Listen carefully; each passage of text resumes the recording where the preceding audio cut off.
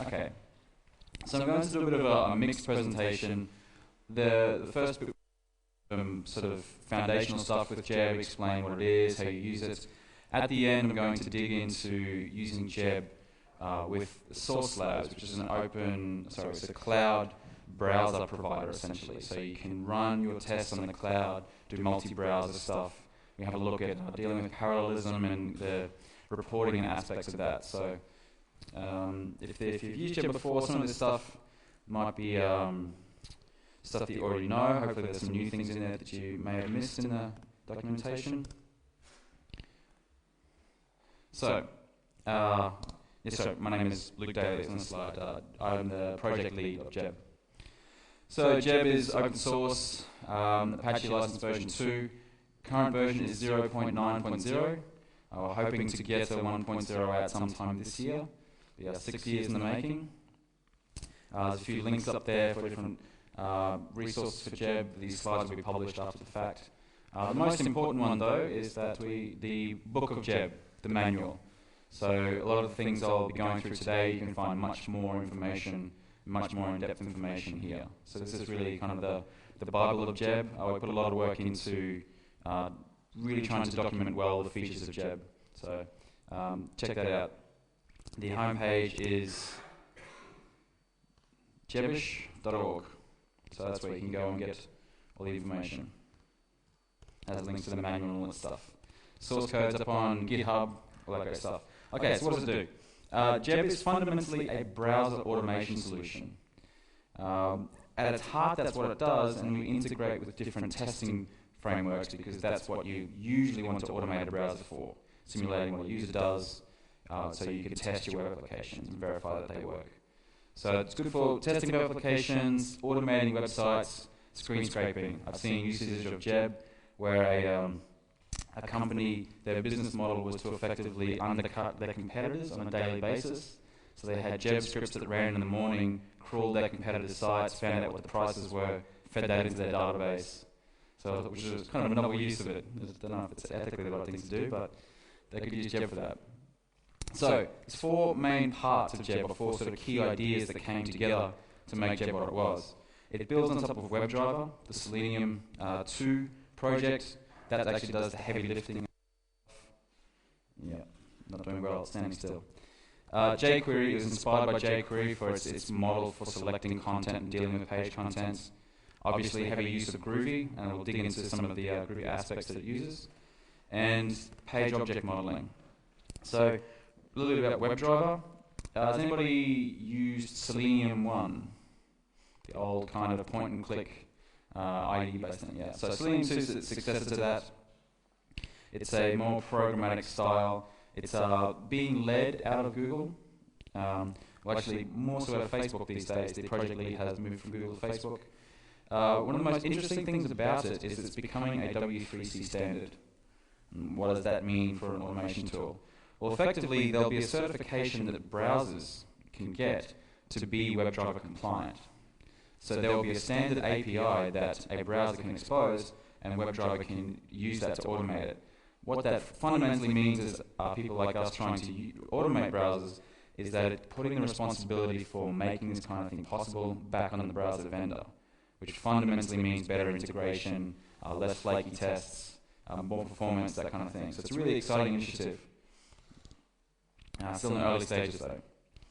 So this is what some raw WebDriver code looks like.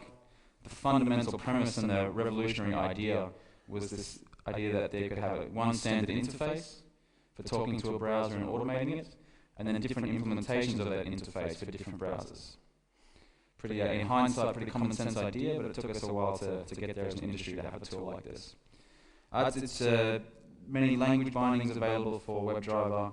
Java is primarily implemented in Java, and it's kind of that most people are using it from that language. It's kind of wordy. It has a kind of a verbose API. It's a low-level tool. We'll see how Jeb can relieve some of that pain. Works with Internet Explorer, Firefox, Chrome, Opera, all the browsers that you would expect. Also supports mobile browsers. You can use WebDriver and Jeb to automate browsers on the iPad, iPhone, Android, all that stuff as well, which is becoming more and more important. And interestingly, you can also use the device emulators. So if you're wanting to test an iPhone, you can plug in Xcode and use the iPhone simulator and drive the browser there. So you don't need to actually have all these devices. I just want to quickly mention a headless browser implementation. So who's heard of Phantom.js? Right there. So Phantom is essentially the WebKit rendering engine without a GUI layer. It gives you programmatic access to the rendering engine, and turns out that's really useful for running automated tests because we don't really care about the rendering.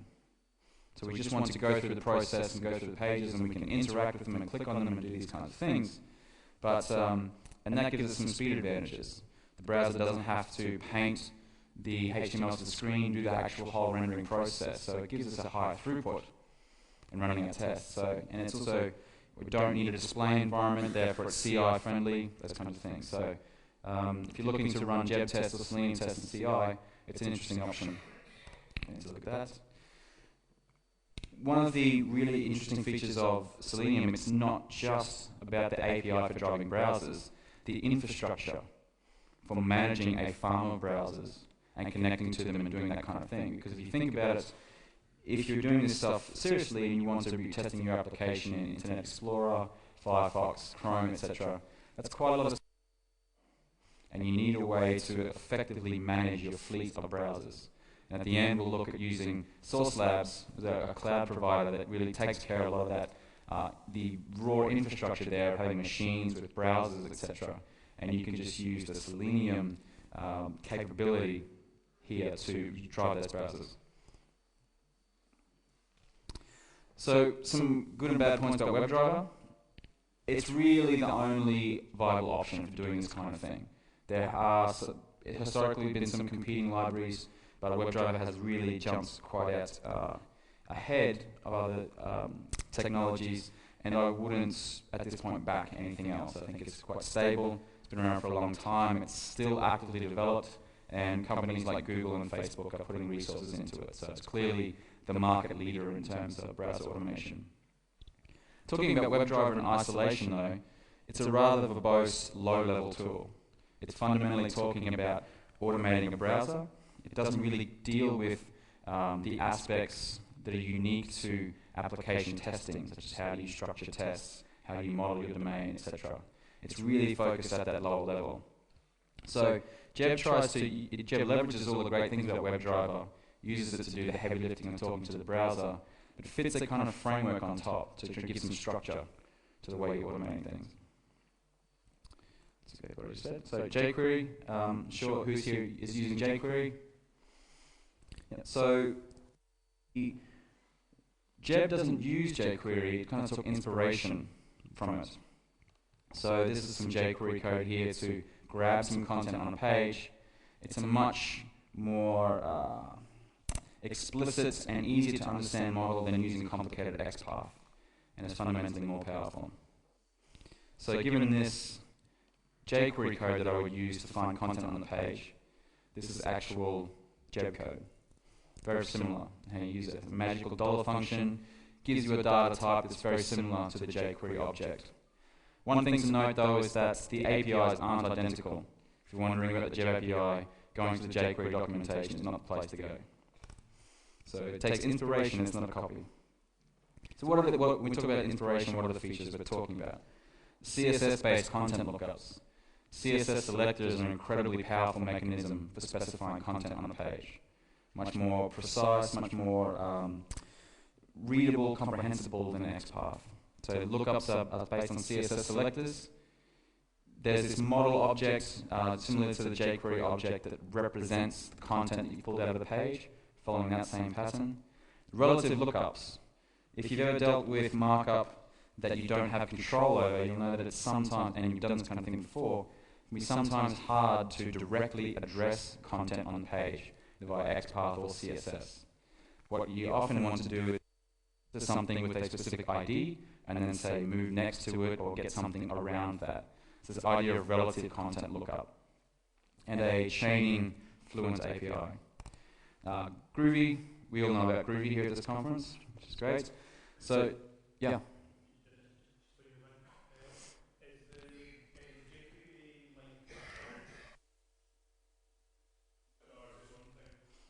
It's fundamentally its own thing. So WebDriver gives us the ability to do the CSS lookups. So WebDriver, you can throw a CSS selector at it and get back a bunch of data types in its API. Using Jeb, you're abstracted away from that, and you have this jQuery object that sits on top. So you don't. It works exactly the same as the browser does. So if you're using Chrome and you put a CSS selector in the DevTools or something like that, you'll get exactly the same results using the CSS selector in Jeb and WebDriver, because it actually is sending the CSS selector to the browser and asking the browser, what did that match? That's the question. So Jeb, what does Jeb, Groovy does Jeb use? Makes extensive use of method missing and property missing. The DSL is very dynamic, which gives us a certain kind of conciseness. Lots of closures and using closure delegates to implement little tiny DSLs. We do use some compile time transforming to give implicit assertions. Don't do too much of that, but all these things come together to really give us, for Jeb, one of the goals was providing a concise and comprehensible DSL. If you've ever looked at WebDriver tests or older tools, it can be sometimes hard to, when you look at a test, to understand what it's doing. And you spend a lot of your time trying to work out exactly what this is testing and where it's going in the application. One of the goals of Jeb is to be able to provide that information very quickly. So what does it look like?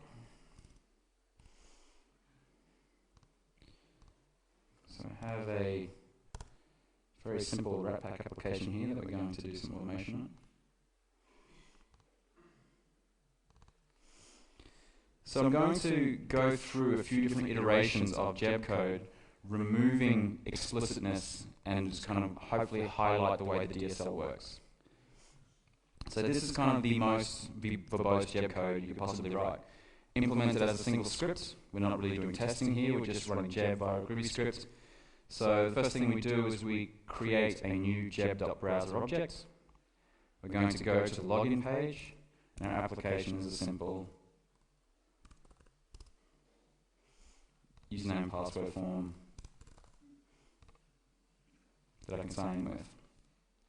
So via this browser object, I can get a reference page object, which is representing the content there, and that has a certain API that I can do things with.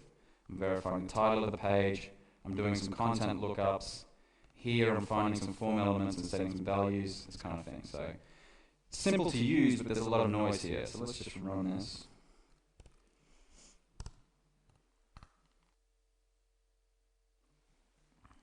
Nope, might miss it.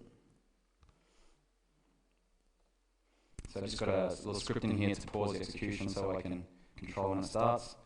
There it goes, it filled in the form, went to the login fail page, ran through here. So I could change this, let's make it fail.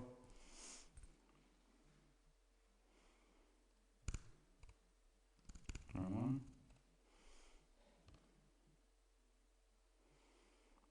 So we've got a failure. We're expecting login results, and we got,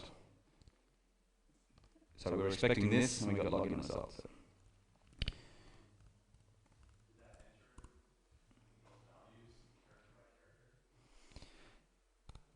The string that you, effectively, yeah, it's simulating somebody typing on the keyboard. So, which is what's going to happen, it's firing the same JavaScript events and things. So, yeah. It actually is, in this case, simulating somebody really pressing the keyboard. As far as what Chrome can see, that's what's happening. So that's a difference between, it's recently become somewhat popular to use JavaScript to do this kind of testing, front-end testing, simulating all these kinds of events. So it's firing synthetic events saying that this was clicked and this was typed. But you run into some issues there because they aren't real events. They're synthesized, therefore they don't have the same characteristics. So with WebDriver, it actually is instructing the browser through the front end via the OS essentially, saying this is what's happening. So it's much more realistic. Yep. Absolutely, yep. It's all available to you. So the next step I'm going to do to remove some of the noise is to use the browser drive method. So I'm not initiating a browser now, I'm using this drive method, which is behind the scenes creating a browser instance And now within this closure, the browser is the delegate. So it's the target. I don't have to do browser dot anymore. I've got my page in here, doing the same thing. But I can actually also drop the page as well. I don't have to explicitly reference it. The browser object will dynamically delegate method calls and property accesses to the page object, which means it's another level I can drop. So it's starting to get better here. Cut some noise out. And so we've got, when we go from using the page style, we can start using this dollar function, which in the DSL is how we select content out. So I'm grabbing the H1, I'm saying I'm expecting its text to be please sign in. Cutting some noise out. And the final thing we can do to clean this up is we can assign values to form elements and read them just as though Groovy properties. So it's going to use the name of the form elements. In this case, it's going to get the first input element or text area, anything that's a kind of form control, that has a name, username. That's how this is going to work. So I don't have to individually address different form contents. I can just write to it like Groovy properties.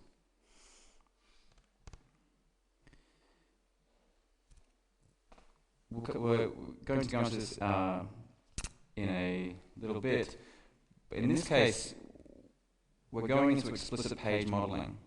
So instead of talking about in our automation scripts or our tests having these kind of hard-coded definition content we're grabbing out, we can actually, using the page objects, model the content on the page. Instead of talking about H1s and other things, we can actually give names to this content.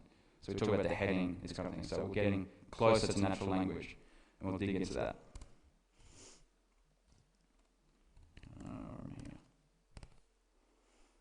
So that was just running a script that's useful for demoing Jeb, but 99% of the time what you want to do is actually run tests. So Jeb can be used with a bunch of different testing libraries. It can be used with Spock, which is what we're going to be using in a second. If you're doing this kind of thing, the testing framework of choice, for me at least. JUnit, TestNG if you want to use that, EasyB and Cucumber. It also gets sometimes used with Fitness as well if you want to do kind of wiki, BDD style stuff. It all works there. You just Google for Jeb and Fitness and you'll find some plugins on that. But Spock is the kind of default stance. I created Jeb after using Spock for a while. Who here doesn't know about Spock? Okay, Google it.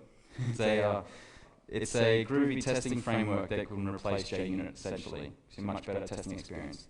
More or less a drop-in replacement for JUnit.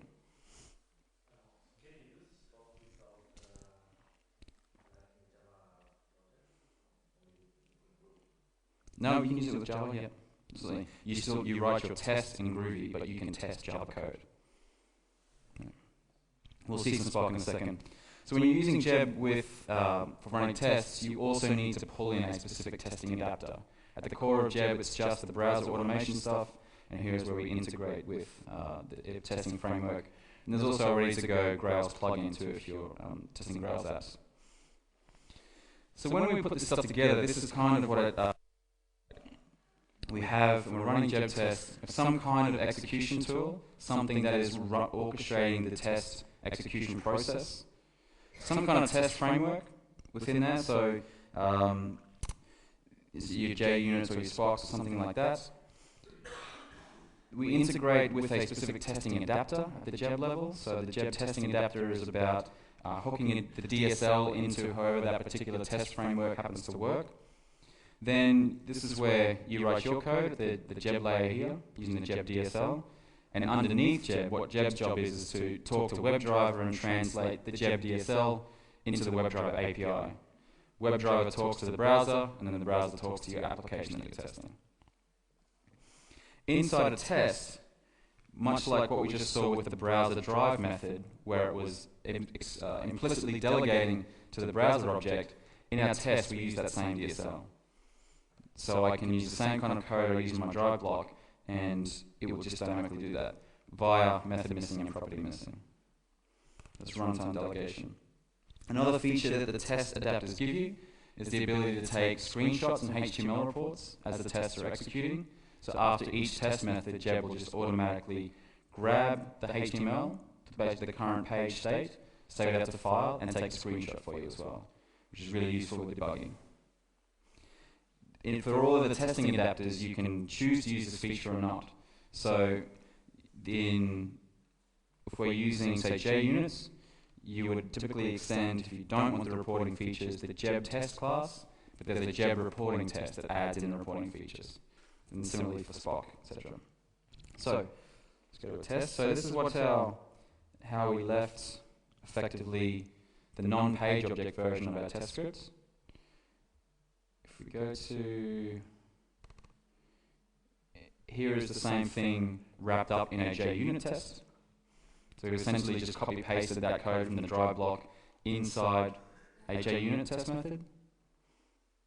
That's all we had to do. Jeb takes care of provisioning in the browser and doing all that stuff for us. But if we're using Spock, we can get a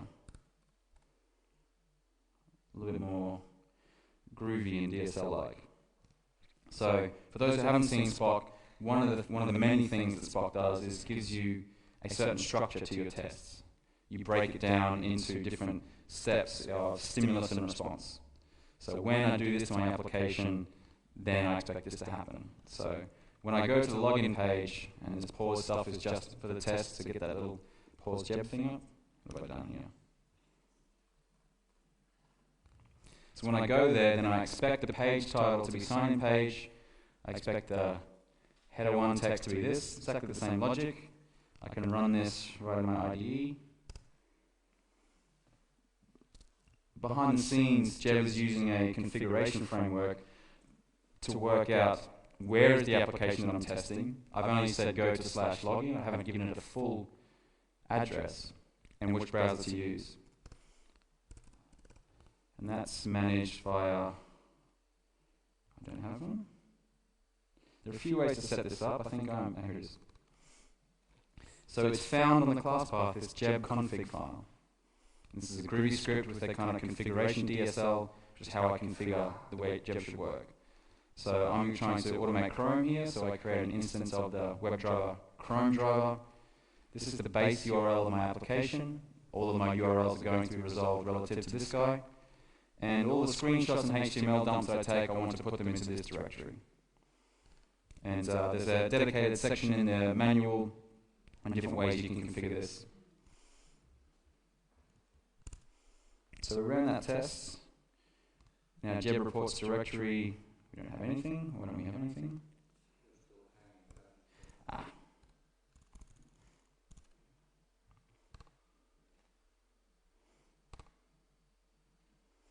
That'll do it. So now I've got my HTML. At the end of each of those test steps, so if I go back to my...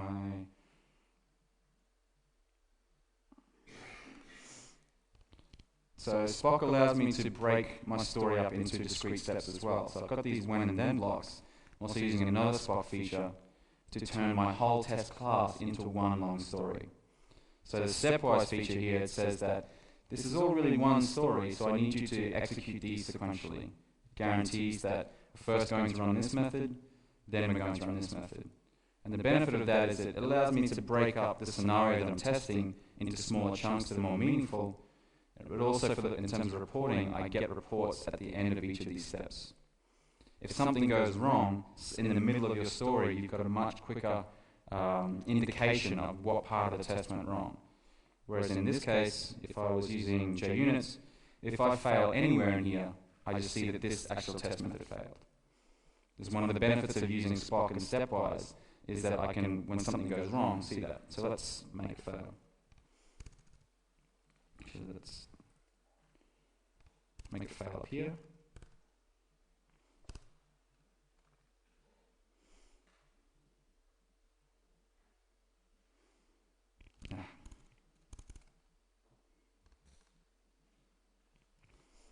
Because I failed in the very first step, and I'm using stepwise, it actually hasn't run the subsequent step.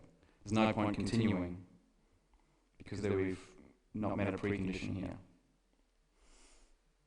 So I can if I had sort of 10 steps of this, I could much quicker hone into exactly what the issue was.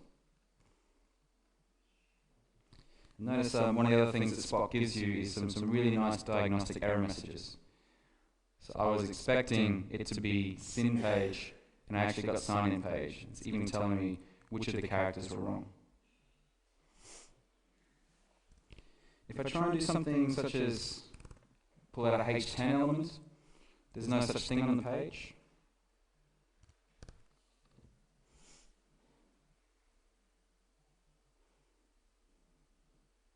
Actually, this is a really bad example. I'm not going to do that one. Move on, I'll come back to that. So, a little bit just about, before we get on to page objects, dealing with this Navigator API, the content selection stuff. The general form is that there are three aspects to it: a CSS selector, any valid CSS selector, an index or range, because a CSS selector can match multiple things. So I might need to say I want the third thing that CSS selector matched. And I can also further refine based on certain attributes. So in this case, I'm going to select all divs on the page, and the Navigator object is similar to a jQuery object in that it represents one or more things, so 0 or more things. So it's always a collection. I say I want the first div here. If I want the first 3 divs, I can use a Groovy range to pull that out. So it allows me to get into and sort of bust apart that collection. The attribute selectors are useful for grabbing things based on attribute, but we also have this kind of special attribute here, text, which matches the node text. So in this case, I'm going to get the third H2 with an ID of section and whose textual content is Jeb. Any attribute matches just get ANDed together. So for CSS selectors, you can use full power of CSS3 if the browser supports it, and everything does since IE8. So all the modern browsers that you'll be automating support full CSS3 selectors. And CSS3 is very powerful. There are many aspects to it that allow you to do very fine-grained lookups. And you should prefer to use CSS3 for your lookups wherever possible, because browsers are insanely fast at being able to resolve these things. They need to in order to apply CSS style sheets. They can actually take a CSS selector and use that to find content very quickly. It's much more efficient for browsers to do this in XPath. So attribute and text matching, we're using Groovy sort of name parameter or inline map syntax here. We're matching the foo attributes with bar. In this case, we're going to match the text, and I can even use regular expressions here to do partial matching on content for text or attributes. Jeb also supplies some handy predicates for doing partial matches, and these are just available as part of the DSL. So I want to, in this case, I want to grab all paragraphs whose text starts with the letter P. I can just use any of these methods, and the manual lists all of them that are there. So quite useful when you've got markup that doesn't have CSS selectors or valuable IDs. The only way you can grab something is by the text, and you can sort of partially match on that. Relative content, once I've used the dollar method to return a navigator, there are methods that are part of its API for finding content relative to what was previously found. So it's quite a comprehensive API for grabbing content off the page, and it's intuitive in the same way that jQuery is. Really one of the powerful things of jQuery. Right, so page objects. For those people who are doing this kind of testing already, is anybody not using page objects in their tests? Right, so let's explain what page objects are. The question, what are page objects, effectively? No. Yeah, who's not using them? So who's doing these kind of tests but not using page objects? Okay, cool. So I don't need to go into too much detail. So what are page objects? I mean, it's not a new idea. It's been around for some time now. But what does it really mean? Well, it's really domain modeling. It's the same kind of process we use to make sense of application code. We apply modeling techniques to it. So instead of dealing with a bunch of content selectors, whether it be XPath or CSS, we can use higher order concepts. So you don't want to see this kind of code, and we've been looking at so far in your tests. Hard-coded content lookups that are duplicated in a lot of places. It's brittle when things change. You have to change it in a bunch of places. It's also not very descriptive of actually what's going on here. I can extract the meaning from this rather quickly, but if the names, the content selectors will say compressed, I wouldn't know what is that actual content that it's grabbing on the page. What is attribute ID XYZ123? What is that thing to me? So domain page object modeling is about modeling the content with meaningful names as well as the operations that you perform on pages. So traditional programming techniques of encapsulation, reuse, and composition. So instead of having this kind of code in my test where I have to look at it and think, okay, this is probably performing a login, wrapping it up behind a method that explicitly states what's going on.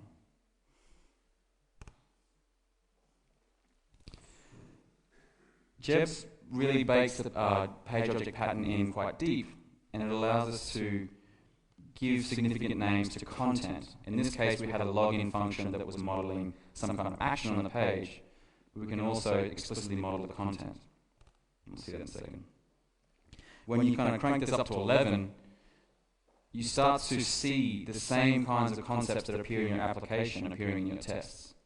So we have an application that has orders, we're dealing with some kind of invoicing. In our tests, instead of seeing selectors, we're starting to see these kinds of things. So I want the first order on the page, the third line item, I'm testing that its price is 2. How does it work in Jeb? Well, there's a subclass, there's a superclass that you extend called jeb.page, and it provides a kind of framework for this stuff and some DSLs. 3 kind of main aspects. I can define what is the URL of this page. If I want to go to this page, where should I go? How do I check that I'm at this page at a particular point in the test? And also, importantly, what is the content on the page? Before we dig into those in a bit of detail, a browser has a page. So this is the way kind of Jeb implements the page object pattern to say that the browser has this instance, and while we're executing, we're going to swap browser.page out with different instances, representing where we are in a particular application. So once I use the to method to say, take the browser to this login page, its page object is now an instance of the login page. As we move through the test, that's going to change. And as we saw, when I call methods on the browser object, it will automatically delegate it down to the page object. I don't need to write browser.page.login. I can write browser.login and using Groovy dynamism forward that around. So the URL static parameter defines that when I say go to this page, where am I actually going to go? I can use absolute URLs in here. It's more common to use a relative URL because where your application is actually deployed can change over time, but the paths within the application are usually much more static. And it's resolved based on that configuration mechanism that I showed. The at checking, in here we use the same kind of code we would use in the then block of a Spock test. So this kind of thing. We put it in a special place on the page object in order to do a quick sanity check when moving through our test to say, are we at the page we expect to be at? Or diagnostics, when things go wrong and you end up in surprising places in the application, checking to make sure you're at the right place before you start looking for specific things means you'll get better error messages. That's the idea behind that. And there's as part of the DSL, there's a special at method, or an at class of the page, and it will run that at check for me. So the content DSL, which is kind of the enables the conciseness of Jeb, I guess, compared to other frameworks that are sort of annotation-based or XML-based. Inside the content block of a page, the general format is name. So what are we going to name this content? Any options about how the content is going to work, and some kind of lookup. What is the actual content on the page? So this is what it looks like.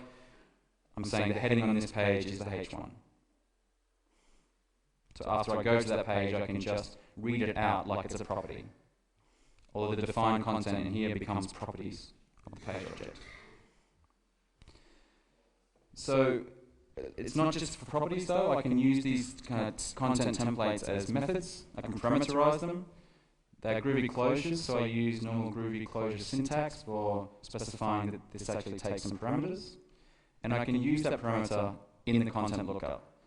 So now, instead of reading it as a property, I call it as a method. I'm saying I want effectively the fourth list item here.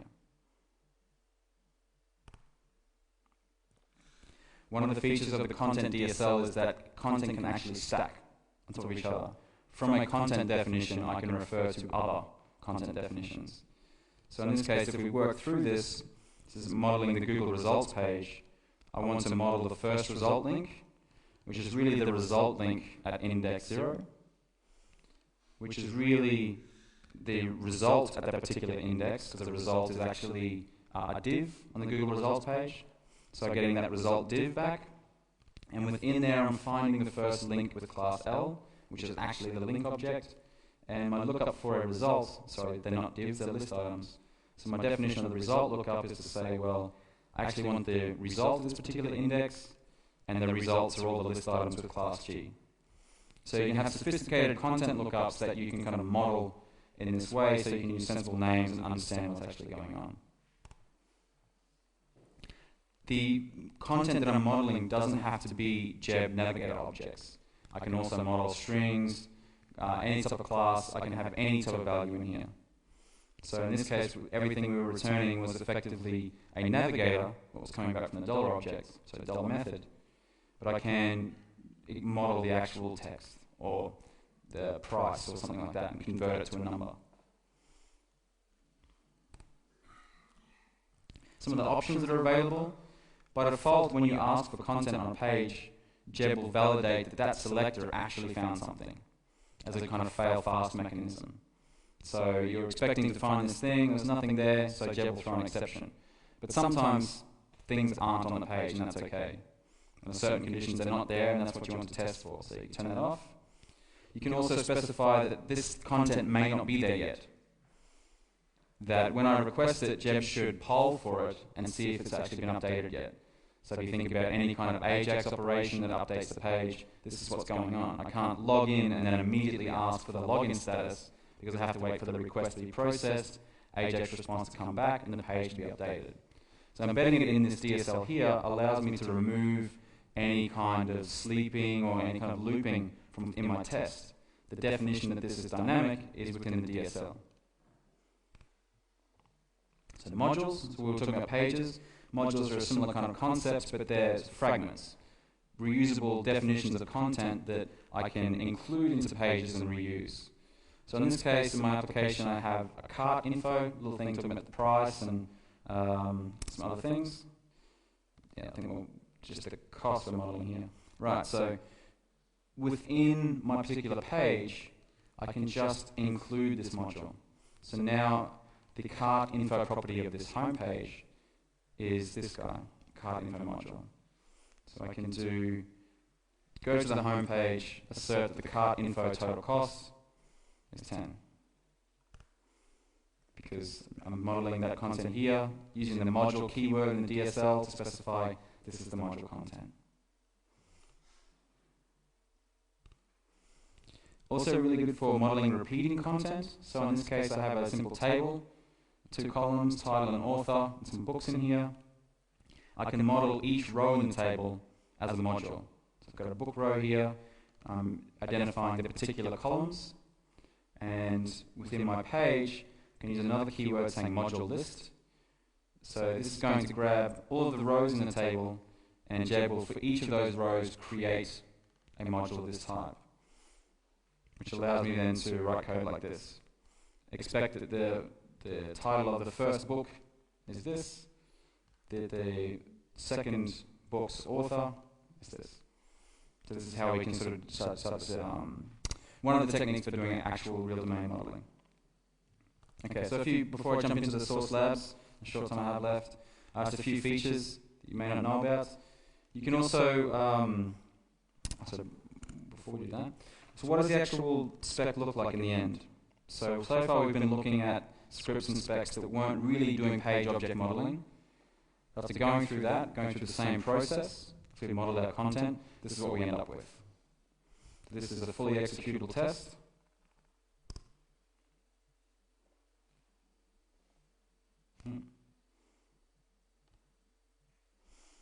So that's pretty clear. It's pretty clear what's going on here. Things have got good names. If you're using Jeb, one thing you may not know is that you can also... Okay, so one of the aspects of Jeb being such a dynamic DSL is that I've got a lot of underlines in the script. These are all dispatched at runtime, and the IDE doesn't know what these things are. It's a dynamic DSL. But if you're really into autocomplete, you can keep track of the page object. So the to and at methods return the page instance. And in IDEA, Eclipse doesn't have this feature unfortunately, but IDEA has special support for Jeb. It understands the content DSL. So it knows that, well, this heading is actually this. So you have to do a little bit more work if you want the content completion. This normal DSL won't give it to you, but it is there. You just have to keep track of this page object. So here at this point, I'm expected to be at the login page still.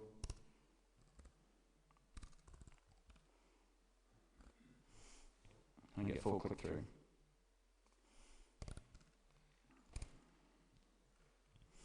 So ad hoc waiting, we saw that in the content DSL I can specify that I should wait before selecting content, but I also can use this wait for method anywhere in the DSL to specify that I need you to poll and keep trying until you find this content.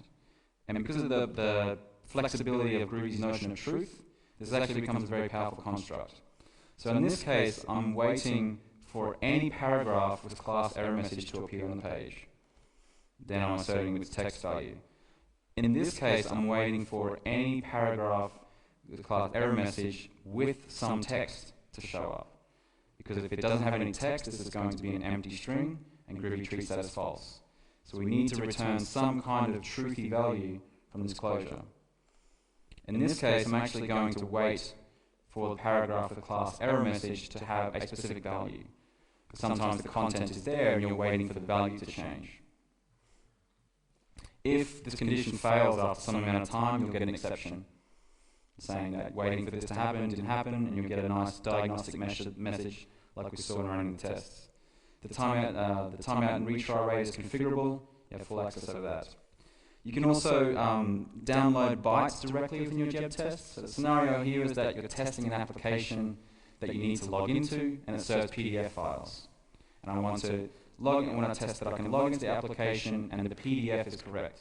A WebDriver doesn't know anything about testing PDFs. So what I want to do is get those bytes into my JVM and test them with a PDF kit or some kind of library like that. But I can't just make a direct URL call to that URL to get the PDF because it requires cookies and session state in order to authorize it. So what the direct downloading feature does is actually copy all the cookies from the browser into the VM, make a request with those cookies to save the session state. Get around this problem. And you can access it as an input stream, get the text if you don't want the bytes. There's also a JavaScript interface for calling JavaScript functions on the page directly if you need to interact with it that way. It's kind of a bridge here, that there's this JavaScript object that I can read variables on, and that will actually look for a JavaScript variable in the browser and return that value. So sometimes this is necessary because you need to tweak the page to make it testable or something like that. So I have a global variable here which I'm reading, and a global function. And I can actually call the JavaScript function just like a Groovy function. And Jeb will forward all that information and return the return value. There's also a special jQuery adapter. If you're using jQuery in your application, for any object you can do, for any Jeb Navigator object, do .jQuery and get a kind of proxy for the jQuery object in the browser. So key down is a jQuery method, and that's going to actually call key down on the jQuery object of this guy in the browser. So sometimes it can be useful for simulating user events and that kind of thing. Jeb actually also has its own way of simulating user events. And it's not actually simulating them, it's doing rich interactions via the operating system. So in this case, I want to hold down the shift key, click and hold some piece of content, move it onto something else, release the shift key, and run that. Then release just says run the action. Oh, sorry, I'm releasing the mouse. I'm releasing the click. So I've got a little fun demo of that.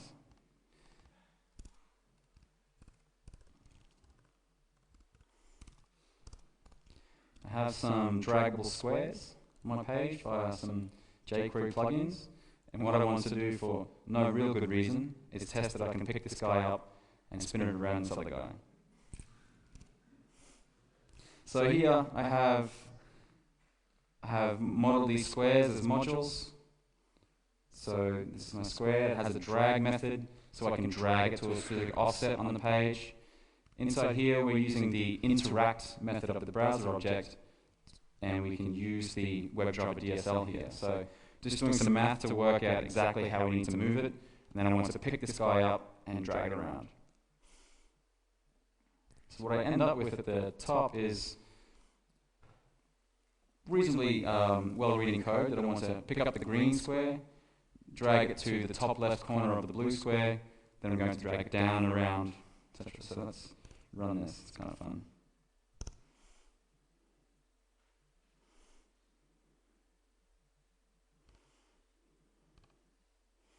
And away we go. So, well, this is a bit of a gimmick, obviously, but a lot of user interfaces in web applications these days are supporting rich interactions.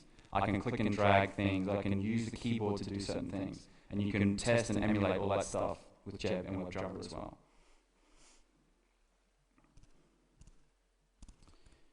So I have exactly 3 minutes. Okay, very quick demo on Source Labs. So the Jeb project itself, we use Source Labs to test the cross-browser features of Jeb.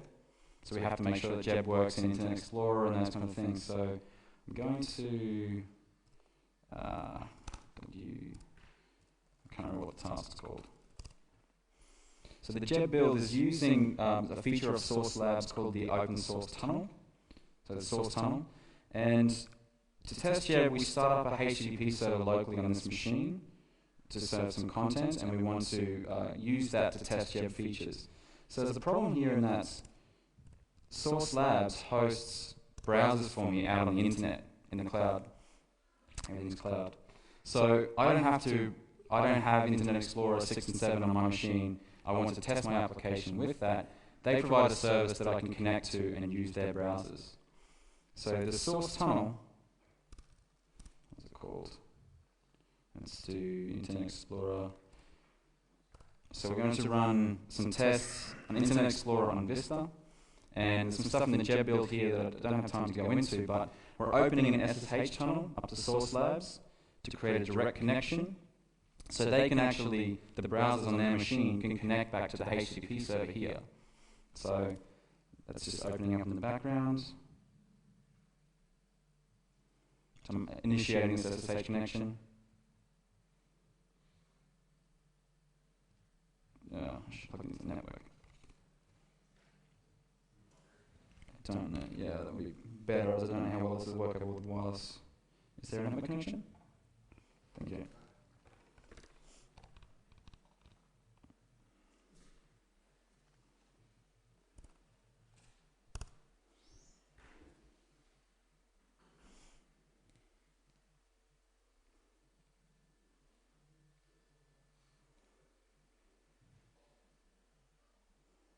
See some stuff happening.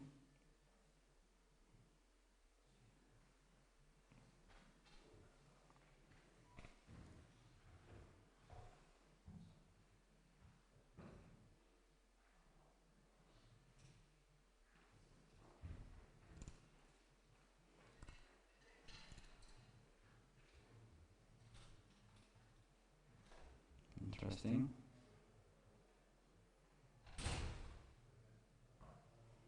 Okay, so the source tunnel is open. So now I've got the direct secure connection between myself and Source Labs, and I can see in the Source Labs UI here that I started up a bunch of browsers. I can actually watch those browsers run.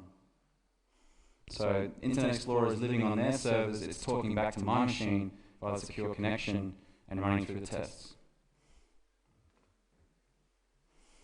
So I'm out of time, unfortunately, but if you're interested in this, the Jeb build itself has examples of the code to do all this kind of stuff. I can run it in the IDE, I can run it in Jenkins, all that kind of thing. So Source Labs is a very compelling service if you want to do cross-browser testing. There's some information in the Jeb manual as well on the setup for this stuff. Yep, so if you go to Source Labs, it's a commercial service, and they provide browsers that you can connect to with Jeb. If you pay them money, they'll happily give you the service. Yeah, absolutely. So they're a cloud provider of this stuff. Yeah. So and rather than running up your own fleet of Internet Explorer instances that you can use to test with, you can use. So yeah. Yep. So depending on how much money you give them, is how many jobs you can run in parallel. So in this case, they were nice enough to give me a free account because I'm for an open source project, and I'm running 3 connections simultaneously. So I'm having 3 browsers test my application at once. Different parts of it. I'm using Gradle to do the parallelism of that. I'm sure I don't have quite. That's very easy to set up. If you want to run tests in parallel with Gradle, it's quite an easy configuration option. So I didn't mean to go into that in more detail, but I'm out of time and I can tell people I've got flights and things to catch. So thank you very much. If you do have questions, I'm around. Thank you.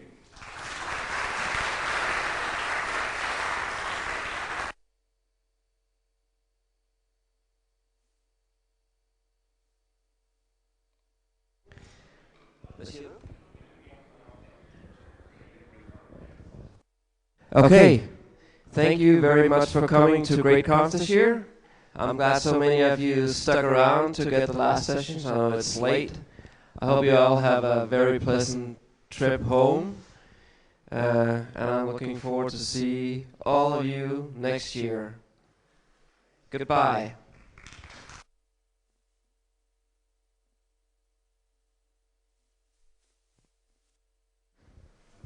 Just wanted to say thank you, Soren, and the